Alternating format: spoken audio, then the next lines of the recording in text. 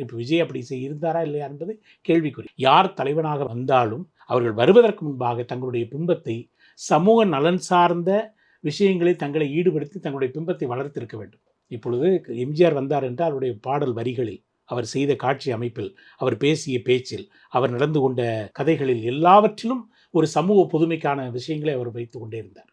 அதிலிருந்து தன்னை கட்டமைத்து கொண்டார். அதற்கு பிறகு பொது வாழ்க்கைக்கு வந்தார். பொது வாழ்க்கைக்கு வருகிற போது தன்னுடைய பிம்பம் மிகச்சரியாக இருக்க வேண்டும் என்று அளவெடுத்து தன்னுடைய வாழ்க்கையை தொடங்கி ஒரு மிகப்பெரிய இடத்திற்கு வந்து சேர்ந்தார். இன்றைக்கு அவர் மறையாமல் இருக்கிறார். இன்றைக்கும் மறையாமல் இருக்கிறார்.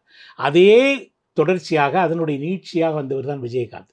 அவரும் அந்த பொது நலத்தை சார்ந்து ஒரு கட்டமைப்பை உருவாக்கி அதற்கு பலரை தன்னுடைய பங்களிப்பை செய்து அதற்கு பிறகு தான் அரசியலுக்குள் வந்தார்.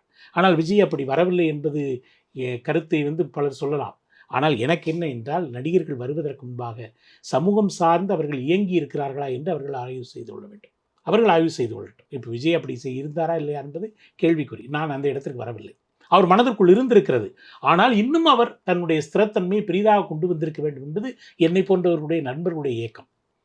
அவர் வந்திருந்தால் இன்னும் வெங்கலக்கடையில் யானை நுழைந்ததைப் போல அவர் இன்னும் மிக பிரம்மாண்டமாக தன்னுடைய கட்டமைப்பை இன்னும் சரி செய்து கொண்டு வந்திருக்க வேண்டும் என்பது என்னை போன்றவருடைய ஆசை.